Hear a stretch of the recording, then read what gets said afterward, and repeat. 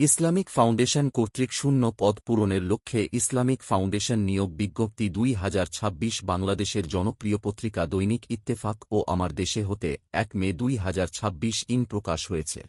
উপপরিচালক পদ ৫টি, সিনিয়র প্রোগ্রাম অফিসার পদ ২টি, মেডিকেল অফিসার পদ ২০টি, সহকারী পরিচালক পদ ৮টি, গবেষণা কর্মকর্তা পদ ২টি, স্বাস্থ্য প্রশিক্ষকীয় কাজে মেডিকেল অফিসার পদ ৩টি, ধর্মীয় প্রশিক্ষক পদ ১টি, সমাজ বিজ্ঞান প্রশিক্ষক, কৃষি পদ ১টি, সমাজ বিজ্ঞান প্রশিক্ষক, পশু পাখি পালন ও মৎস্য চাষ পদ ২টি, প্রোগ্রাম অফিসার পদ ১৮টি, হিসাব রক্ষণ কর্মকর্তার পদ ১টি, ভাষা শিক্ষক আরবি ১টি, প্রোডাকশন ম্যানেজার পদ ১টি।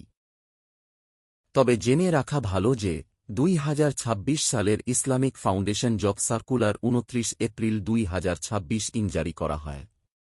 এই জারি করা তথ্যটি সার্কুলার ডানদিকে উপরে লেখা রয়েছে। ইসলামিক ফাউন্ডেশন যোগ্যতা ও অভিজ্ঞতা সম্পন্ন ৬৫ জনকে ১৩টি জব ক্যাটাগরির পদে নিয়োগ দিতে যাচ্ছে।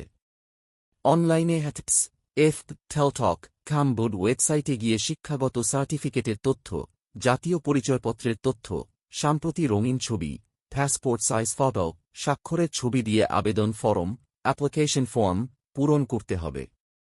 অনলাইনে আবেদন চলবে ১০ মে ২০২৬ সকাল ১০ ঘটিকা থেকে ও শেষ